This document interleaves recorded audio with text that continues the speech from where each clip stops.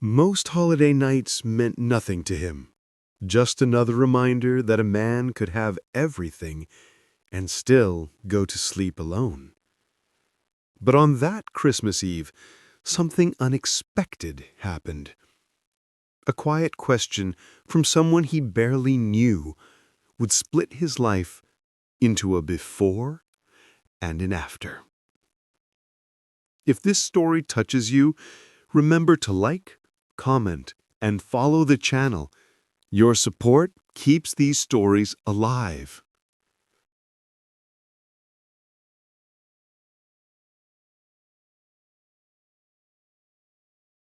Bruno Thales had just watched the last employee leave when he closed his eyes, letting the silence settle back into the mansion like a heavy blanket.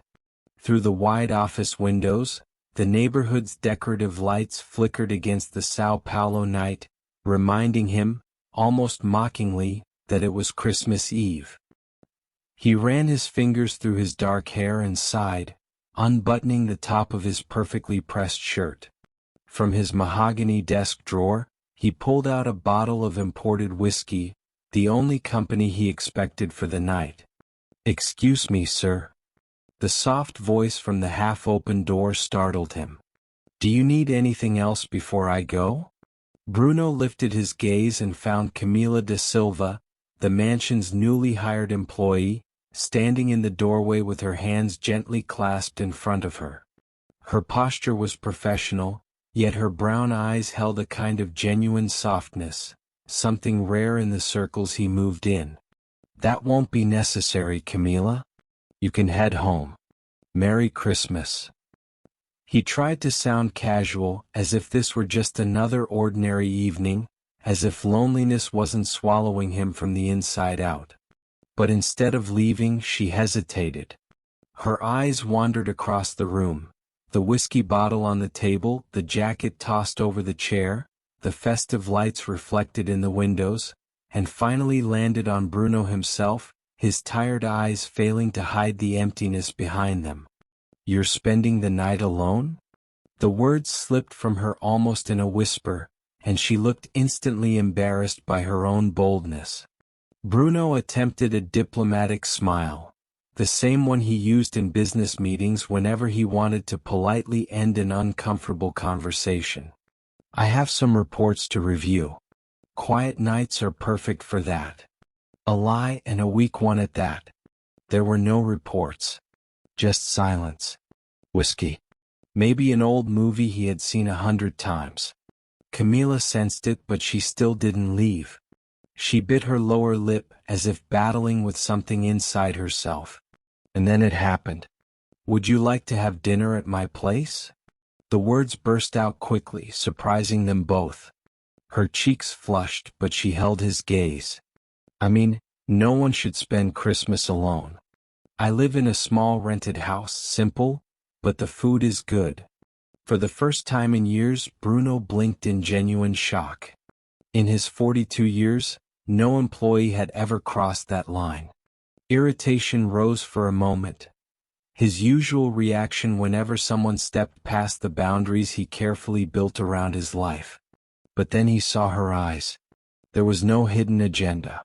No calculation. No interest in what his wealth could offer. "That's very kind, Camila, but it wouldn't be appropriate," he replied, keeping his voice neutral. "Enjoy your evening with your family. I live alone too." She shrugged softly, a gesture surprisingly relaxed for someone who, minutes earlier, seemed so cautious with every word. "I moved from Minas recently. Don't know many people here yet." That caught him off guard. In a month working at the mansion, Camila had always been efficient and discreet. She never shared personal details.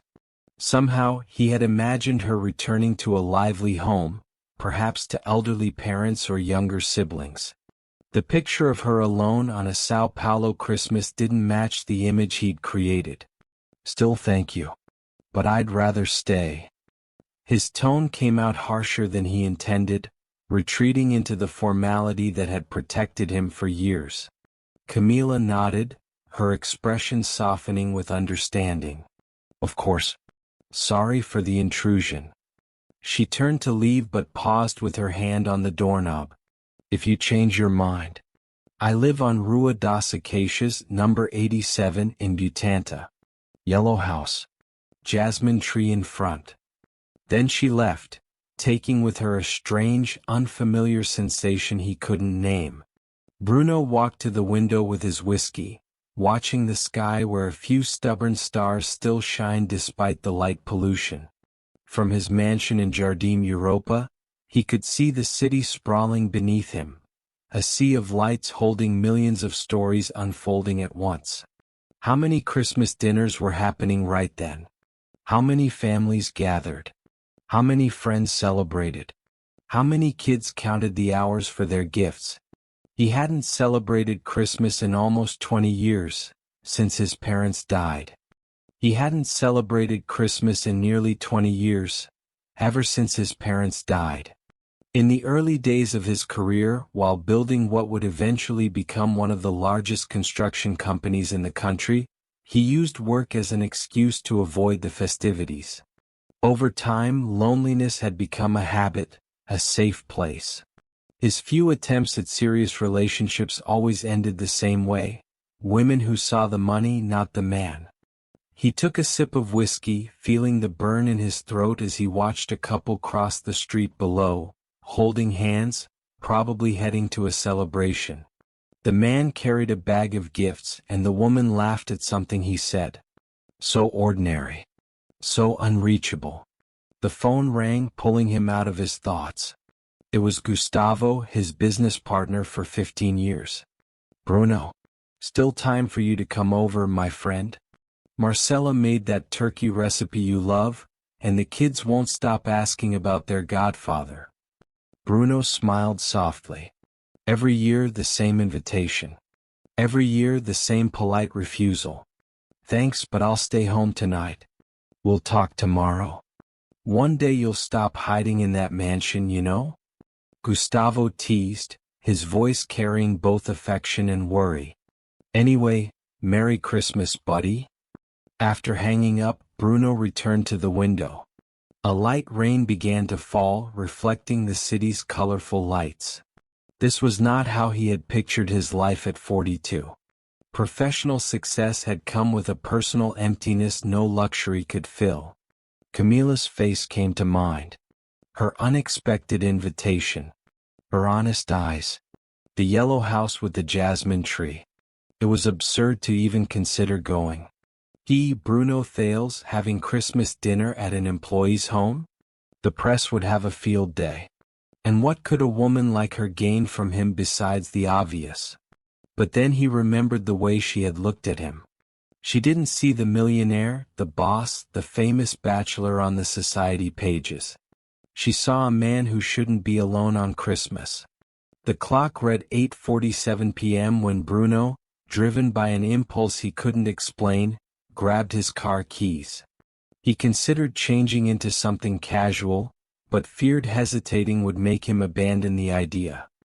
He left through the garage, ignoring the guard's startled expression when he announced he was leaving without a driver. Traffic was light as expected for Christmas Eve.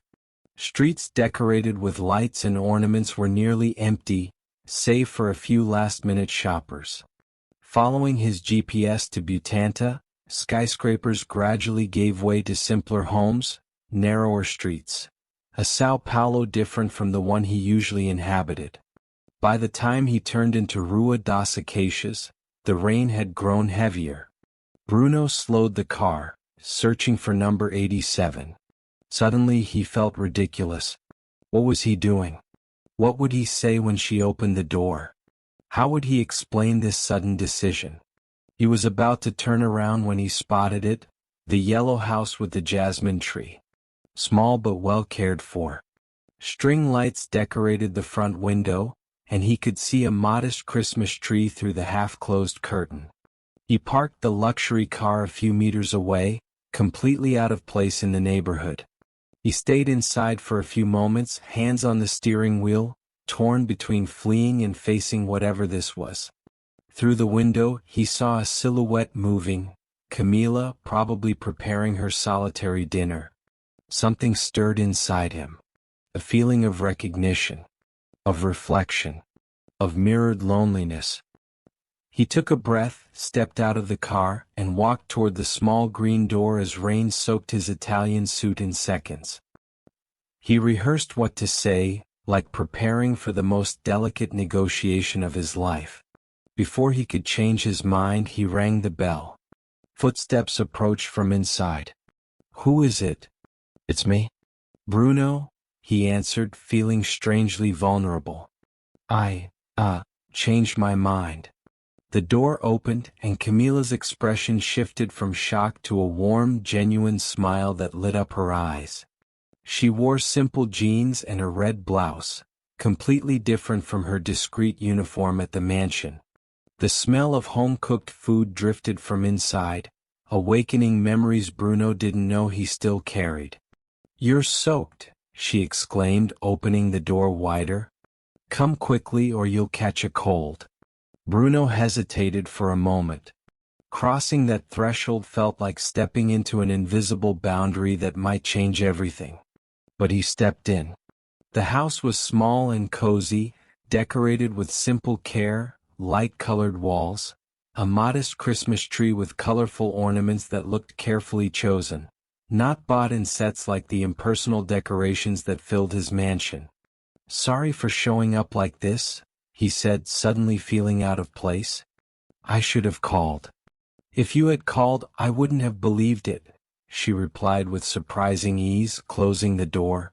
"Stay right here a moment." She disappeared briefly and returned with a clean towel, handing it to him without ceremony. "Dry your hair or you'll get sick. And, hold on, I have a robe you can wear while your clothes dry." The situation was so surreal that Bruno almost laughed. He, owner of dozens of custom Italian suits, about to wear a borrowed robe in an employee's house. "Don't worry about that," he said, rubbing the towel through his hair. "As you wish, but at least take off the jacket. I can dry it a little." She extended her hand, and after a moment's hesitation, he handed over the soaked jacket. "Have a seat. Would you like some wine? It's not imported like yours, but it's good. My old employer gave it to me when I moved to Sao Paulo." Bruno agreed, watching her hang the jacket near a small heater. She moved with natural grace, a quiet confidence he had never noticed at the mansion. Here, in her own space, she seemed different, freer, more herself. "I was making dinner when you arrived," Camila said as she walked toward the small open kitchen. "Nothing fancy. Bacalhau a Gomez de Sa. My grandmother's recipe. Is tradition back home. Or, it used to be." A faint shadow crossed her voice, quickly replaced by a lighter tone as she returned with 2 glasses of red wine. "You mentioned you're from Minas," Bruno said, accepting the glass. "How long ago?" 6 months, she replied, sitting in the small armchair across from him. "I was born in Tiradentes. Have you ever been?" Bruno shook his head. He had visited Paris, New York, Tokyo, but never the historic towns of Minas Gerais. "It's beautiful," she continued, her eyes softening at the memory. "Stone streets, old colonial houses, churches. My grandmother owned a little in there. She raised me after my parents died." "I'm sorry," Bruno said, realizing that in a full month of working in his house, he knew absolutely nothing about her life. "What happened to them?" "Car accident. I was 7, she said, taking a sip of wine. They were driving back from Belo Horizonte on a rainy night like tonight. A truck lost control." She paused, but her face didn't show self-pity, only a serene acceptance. "My grandmother always said life gives and life takes. The secret is learning to value what we have while we have it." Her words struck something inside Bruno. He had spent his life measuring success by what he could acquire. More properties, more contracts, more zeros in the bank. Rarely did he stop to appreciate what he already had. "And what brought you to Sao Paulo?" he asked, genuinely curious. "She passed away earlier this year," Camila said. "The inn had debts I couldn't pay. I had to sell it. I decided to start over somewhere where no one knew me. Somewhere big enough to disappear and rebuild. As they talked, she occasionally stood up to check the codfish in the oven. Bruno watched her, noticing how comfortable she seemed around him, so different from the discreet, almost invisible employee she was at the mansion. There was a dignity in her simplicity, something he found quietly admirable. "And your parents?" she asked suddenly, returning from the kitchen. "Are they still alive?" "No," Bruno replied, the old ache softened by time. "My father died when I was 22. Heart attack. My mother 3 years later. Cancer. It was just the three of us. No siblings. No close relatives." "That must have been hard," Camila said, her eyes reflecting genuine understanding. Bruno shrugged, uncomfortable with his own vulnerability. "I buried myself in work. Took the mid-size family company and turned it into one of the biggest in the country." "It's impressive," she said without irony. "But it must be lonely at the top, isn't it?" The honesty of the question hit him hard. No one in his social circle would ever dare say something so direct. They were too busy admiring his wealth, or competing with it. "Sometimes," he admitted. "But it's a choice. Success requires sacrifices." "So does happiness," Camila replied gently. "Come on, dinner's ready."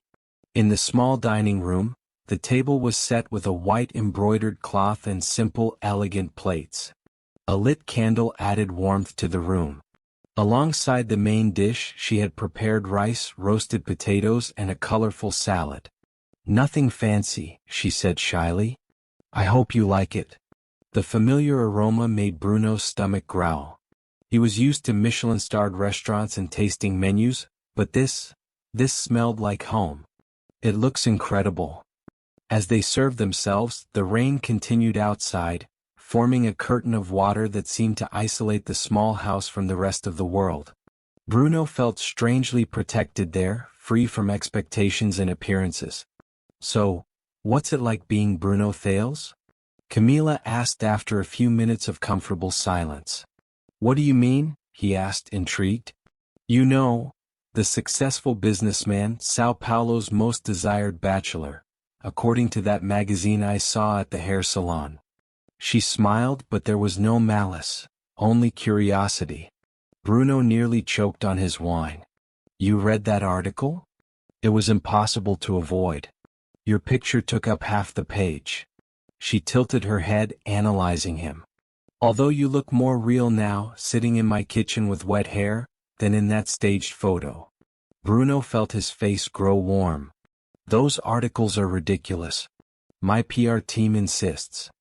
"And why do you let them?" Her question was simple but sharp.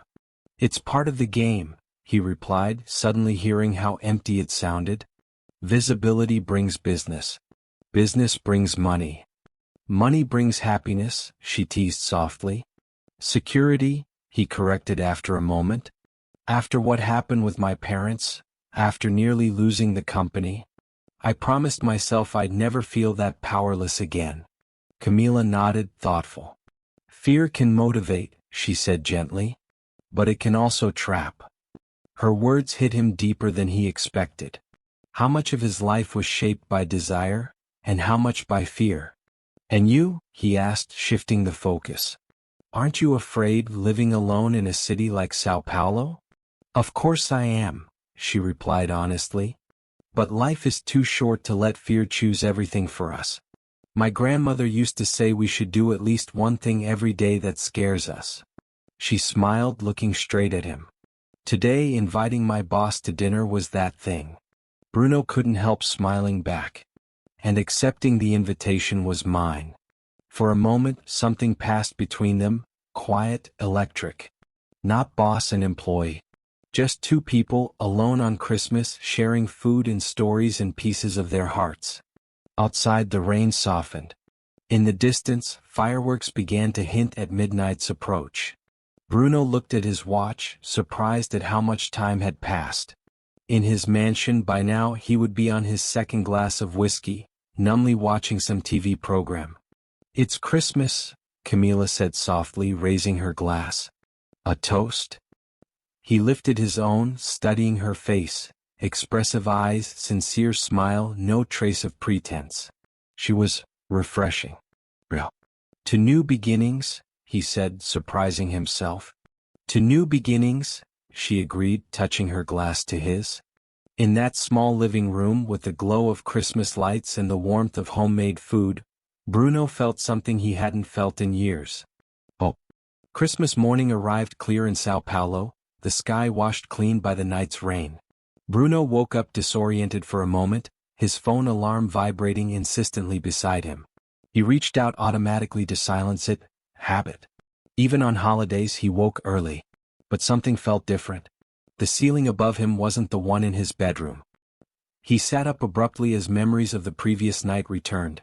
Dinner at Camila's house, their long conversation, the wine. He hadn't planned to stay, but the rain had intensified after midnight, and Camila insisted he shouldn't drive in that weather. She offered the small guest room. It's simple but it's clean, she'd said, almost apologetically. Bruno now ran a hand over his face, feeling the roughness of a day-old beard. He was wearing an oversized t-shirt, probably from Camila's grandmother's old inn, judging by the faded logo, and his own dress pants. His clothes had been washed and dried overnight, neatly folded on a chair nearby. The smell of fresh coffee drifted in from the kitchen, mixed with something warm and sweet he couldn't identify. He stood, put on the social pants from the night before, and walked toward the small living room, still absorbing the strangeness of the situation. Camila was at the stove, her back to him, stirring something in a frying pan. She wore simple sweatpants and a white t-shirt, her hair tied in a loose bun. She was humming a tune he didn't recognize. "Good morning," Bruno said, feeling oddly shy. She turned to him with a warm smile. "Good morning. Sleep well?" "Surprisingly well," he admitted. He couldn't remember the last time he'd rested so deeply. "Great. I'm making rabanadas. Christmas breakfast tradition back home. Want some coffee while you wait?"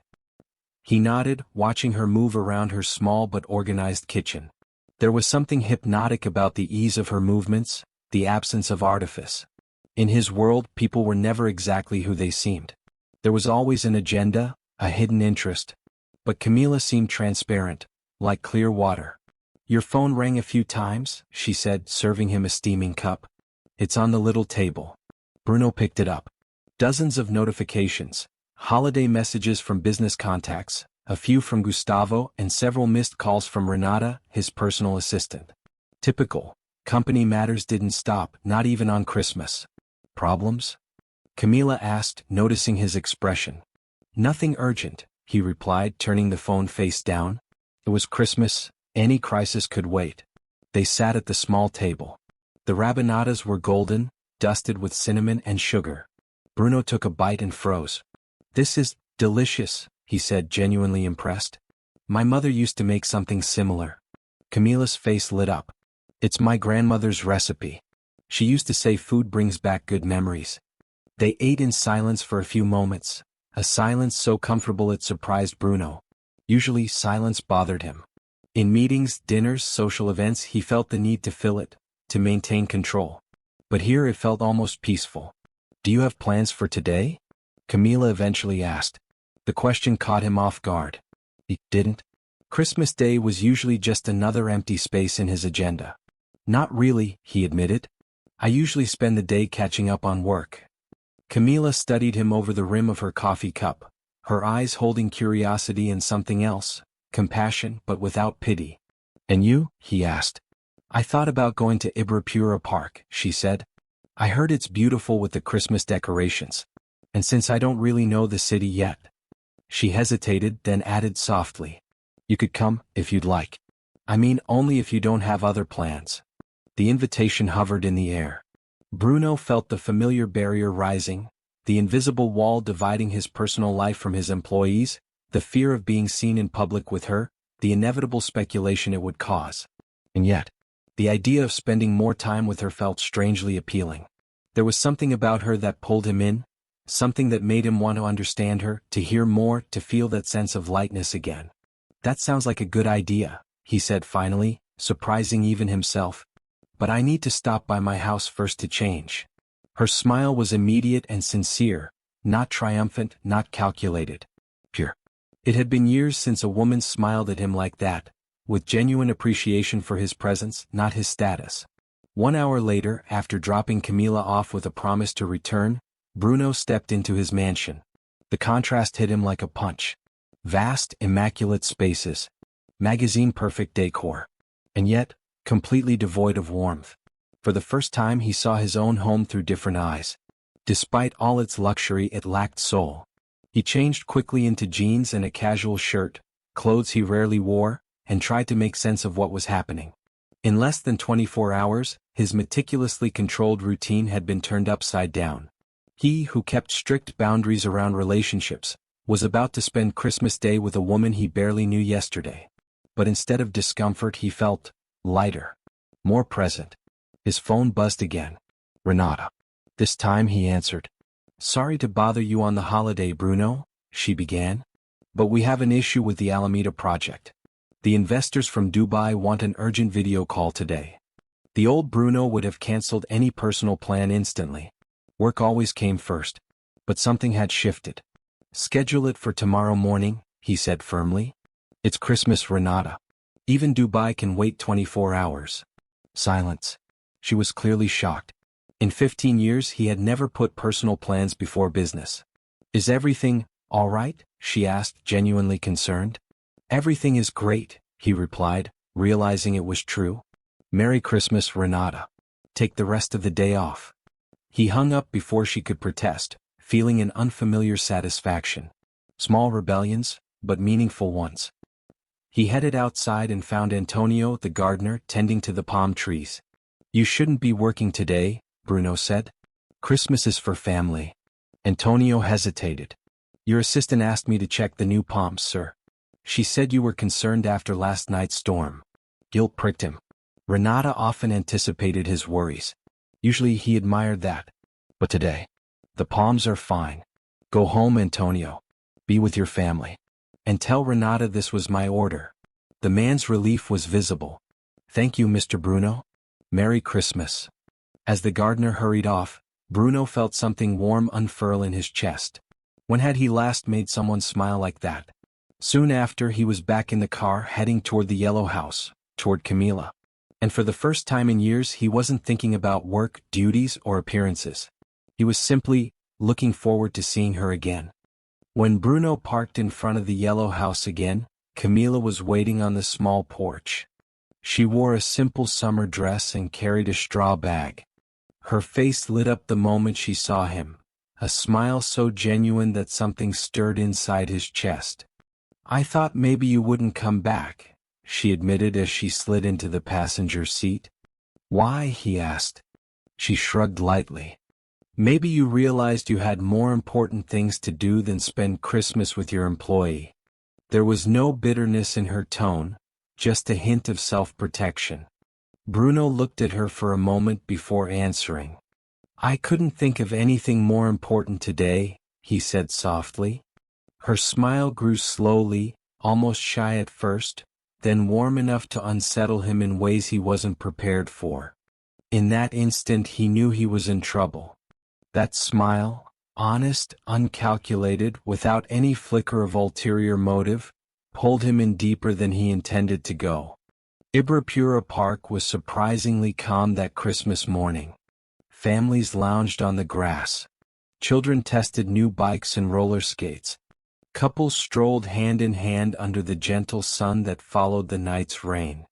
There was a sense of quiet joy in the air, as if the city had momentarily forgotten its usual rush. Bruno and Camila walked side by side, keeping a respectful distance. To any observer they looked like acquaintances enjoying a holiday outing. Yet something had changed since the night before. A silent closeness, a subtle alignment of energy, invisible but unmistakable. This is my first time here since I moved to Sao Paulo, Camila said, watching colorful pedal boats glide across the lake. It's even prettier than the pictures. Bruno realized that despite living in the city for decades, he rarely appreciated places like this. The park was just minutes from his mansion, but he couldn't remember the last time he'd visited without a corporate event or charity run. "I come here to run sometimes," he said, though it had been over a year. "But never like this, just to be present." Camila smiled knowingly. "We forget to just be, don't we? Always doing, always planning, always chasing the next thing." Her simple comment hit him deeply. That was exactly how he lived, relentlessly chasing goals without ever pausing to enjoy what he had already achieved. They passed a popcorn vendor and Camila stopped, inhaling the buttery smell with visible delight.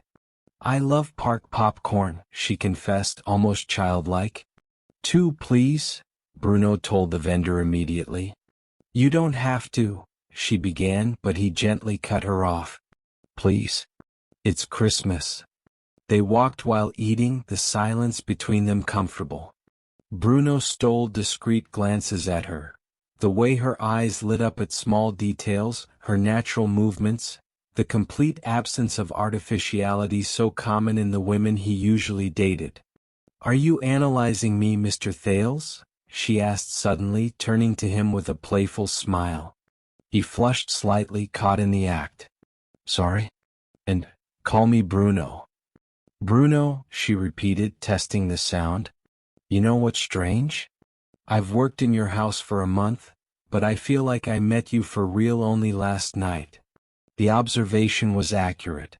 In the mansion he was Mr. Thales, distant, formal, always thinking about calls, meetings, numbers.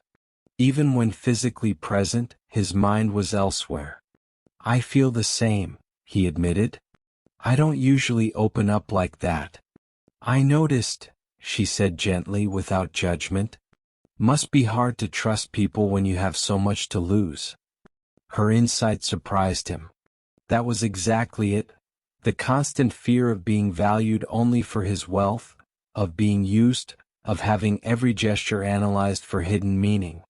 "You're very observant," he said as they approached an empty bench near the lake. They sat down and watched a family of ducks glide across the water, 2 adults leading 5 ducklings in perfect formation. Camila laughed softly. "I worked at my grandmother's and since I was 15. You learn to read people when you have to anticipate what they need. Some guests wanted company, others wanted silence. Some needed suggestions, others just wanted space." She smiled at the memory. "My grandmother said understanding what people need, even before they know it, is an art." "She sounds like a wise woman," Bruno said. "The wisest," Camila agreed, a trace of longing in her voice. "She used to say real wealth isn't what we own, it's what fills us." The words echoed inside him like a distant bell. What truly filled him? His company? His money? His properties? His cars? None of it mattered at this moment. Sitting on a park bench beside a woman who had been just an employee less than 24 hours earlier. "What are you thinking about?" she asked, noticing his distant expression. He hesitated, then chose honesty. "I spent my life building things without stopping to question if they were the right things." Camila nodded gently. It's never too late to ask those questions. A sudden breeze rustled the trees and Camila crossed her arms, shivering lightly in her thin dress. "Are you cold?" Bruno asked immediately, slipping off his light jacket without waiting for an answer. "A little," she admitted, accepting it with a grateful smile. "Thank you." The gesture was simple, old-fashioned almost. A man offering his jacket to a woman. And yet it warmed Bruno in a way he didn't expect. It wasn't transactional. It wasn't strategic. It wasn't part of the polished social games he was used to. It was just human. The morning drifted into afternoon as they walked, talking about everything and nothing. Books, childhood memories, places they wanted to visit. Bruno found himself sharing stories he hadn't spoken aloud in years. The taste of peaches from his mother's garden before they moved to the mansion, fishing trips with his father in the countryside, the day he got his first computer and decided he would build something great someday. And you did, Camilla said with quiet admiration. Not the dazzled flattery he often heard, but genuine appreciation for the human effort behind his success. Yet her sincerity made him question everything.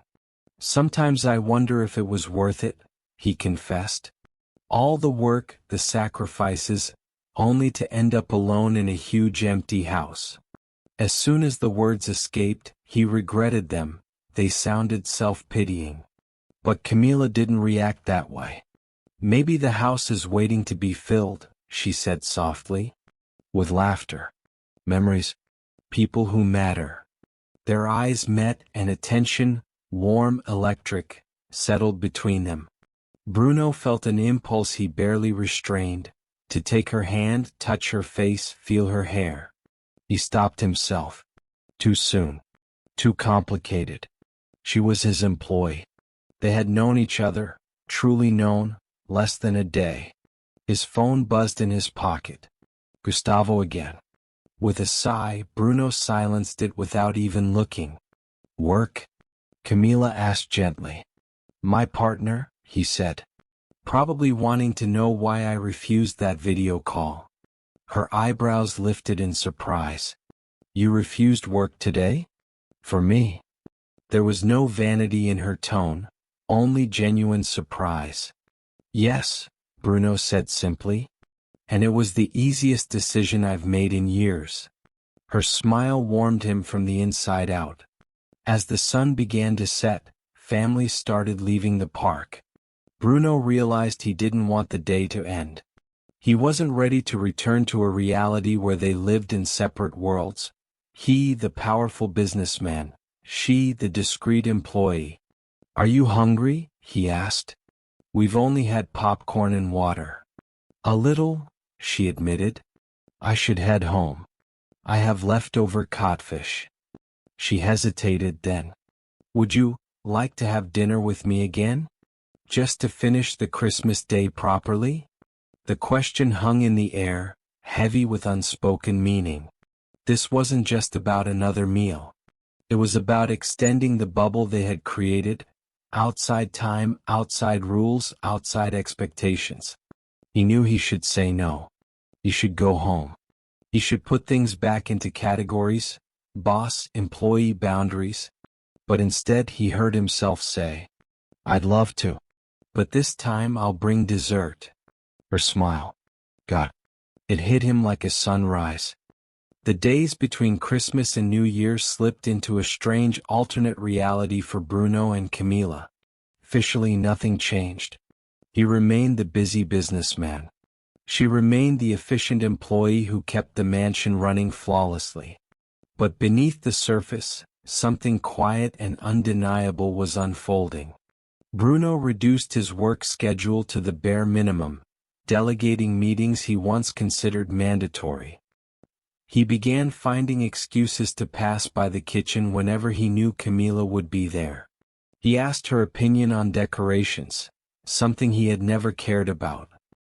He suddenly found doubts about household arrangements that required her input. Camilla, in turn, lingered a little longer during her tasks. She left her book on the counter by accident, which always led to small conversations. She cooked dishes from Mina's and intentionally left leftovers to offer him later.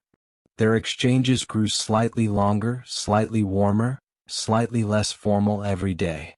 Neither spoke openly about what was happening. Naming it felt dangerous, as if the transparency would break the fragile magic between them. But the looks they shared, the small smiles, the conversations that stretched longer than necessary, they all betrayed a mutual attraction growing stronger with each passing day. On New Year's Eve, while Bruno reviewed some contracts in his office, a soft knock reached the door. Camilla entered carrying a tray with coffee. I thought you might need a break, she said, setting it on the table. You've been working since early. Bruno smiled, pushing the papers aside. Thank you. I definitely needed this.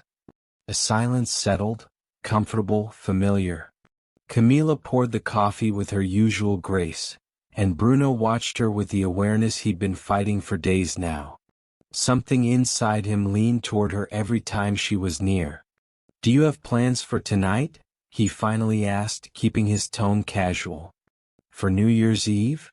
She hesitated, a small crease forming between her brows. "Not really. I thought I'd watch the fireworks on Paulista, on TV. I don't usually go out alone." "You'd go alone?" he asked, surprised. "The friends I've made here already had plans," she said with a small shrug, accepting it with quiet dignity. Bruno inhaled deeply, gathering courage. "I have a formal event tonight. A charity gala my company sponsors every year at Club Paulistano." She nodded politely. "Of course. Events like that must be common for you." He looked at her, searching her eyes before speaking. "I'd like you to come with me. As my guest." Camila froze. "Your guest?" she whispered as if testing the word for danger. "Yes," Bruno said gently. "My guest. My companion for the night." She looked down at the cup in her hands, her thoughts clearly racing. When she finally met his eyes again, her expression was a blend of fear, disbelief, and quiet longing.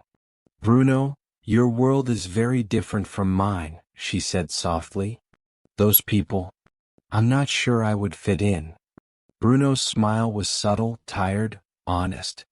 "I haven't fit in there for years. I only show up because it's expected. But this year could be different." He paused. "We could face it together." Something shifted in her gaze. The exact moment she made her decision flickered through her expression before the words left her lips. "All right," she said with a small but determined nod. "But I don't have anything appropriate to wear.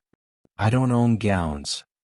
"That's easy to solve," Bruno began. "I can call a boutique." "No." Her tone was firm but kind. "I appreciate it, truly. But if I go, I want to go as myself, not dressed in something I can't afford. I'll find something simple and dignified. I promise." Bruno respected that more than she could ever know. "I'm sure you'll look perfect," he said. "May I pick you up at 9? She smiled, bright, real, fearless. 9. At precisely 9, Bruno parked in front of the yellow house once again.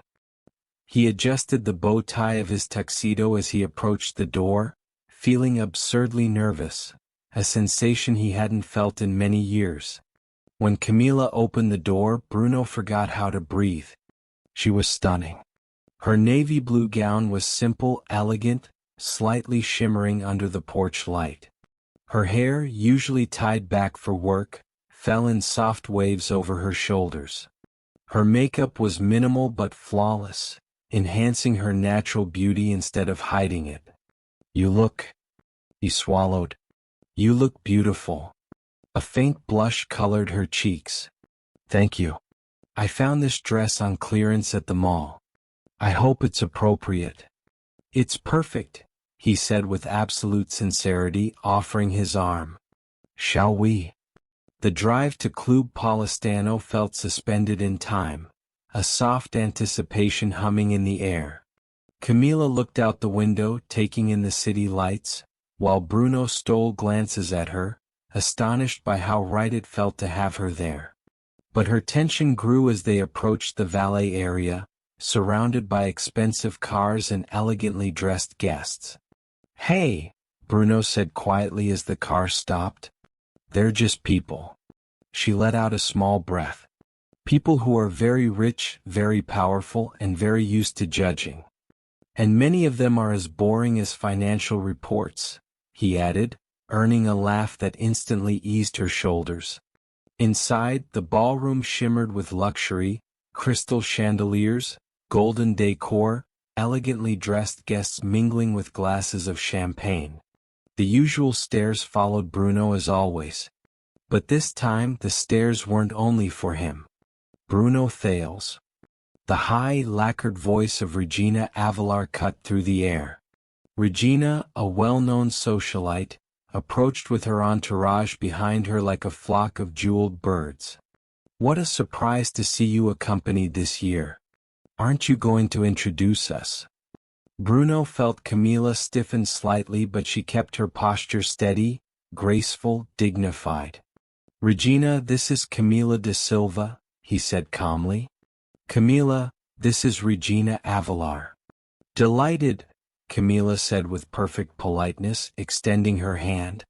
Regina accepted the handshake with thinly veiled curiosity.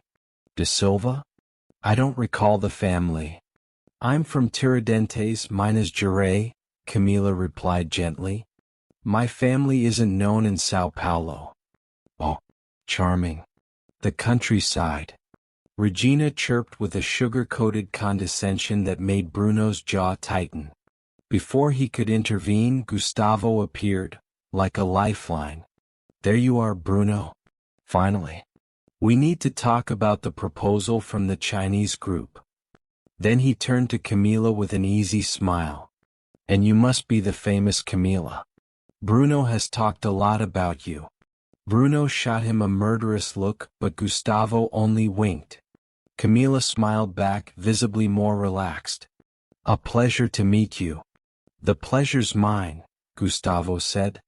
I've been curious to meet the woman who made him refuse work on Christmas Eve. Regina's eyes widened.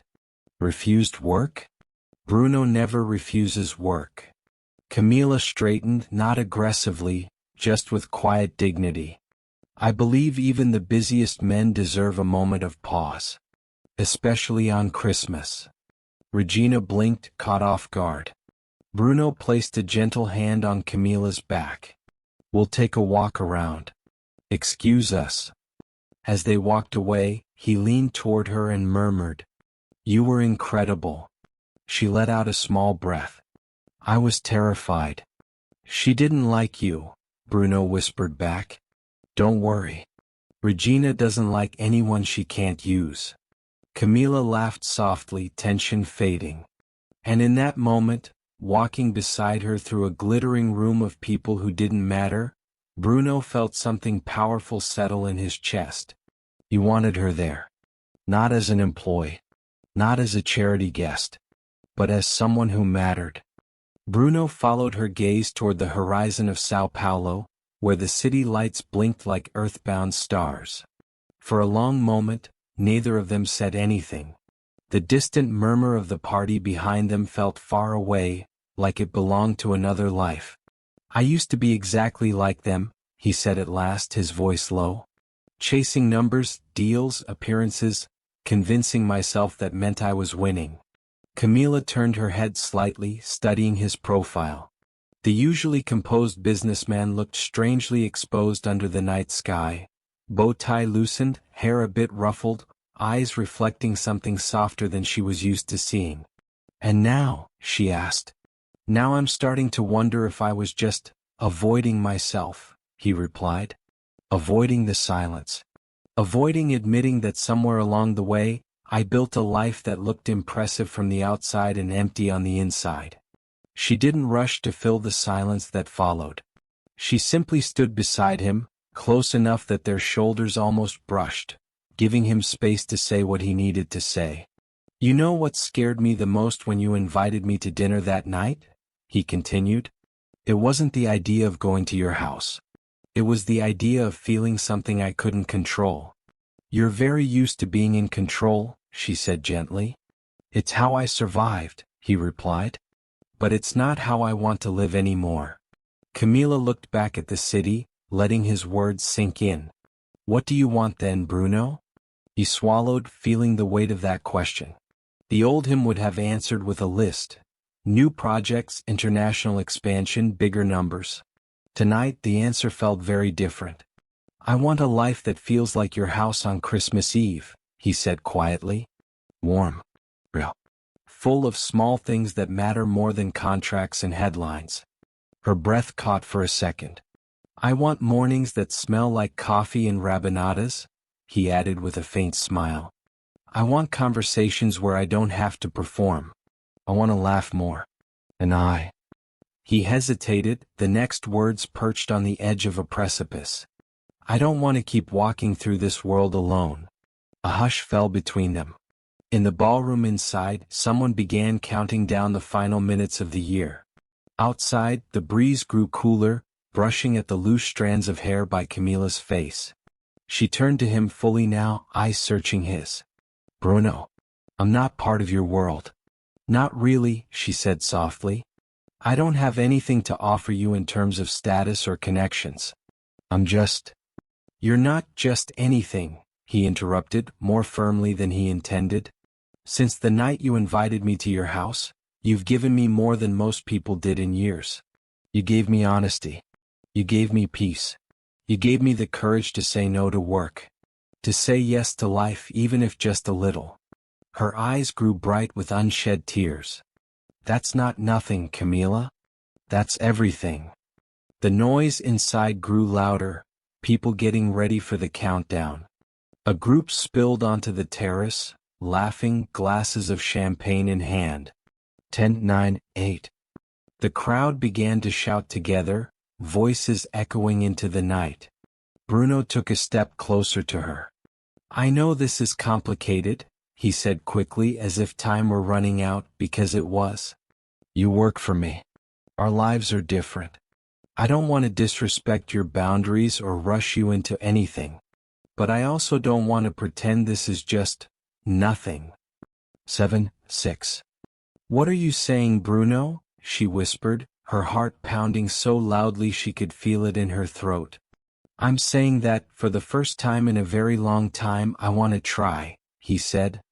"To build something that isn't based on fear or appearances. To build something real.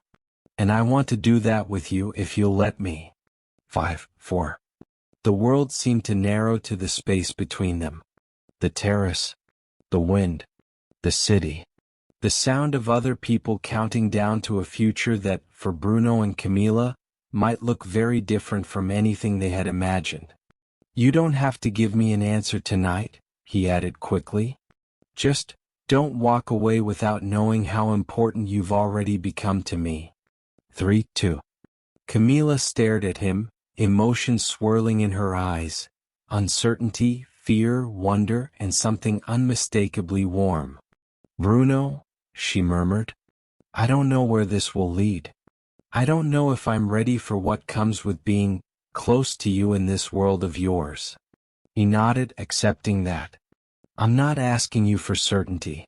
I'm asking you for a chance." 1. Fireworks exploded at once, lighting up the sky in a cascade of color. The terrace filled with cheers and shouts of "Happy New Year."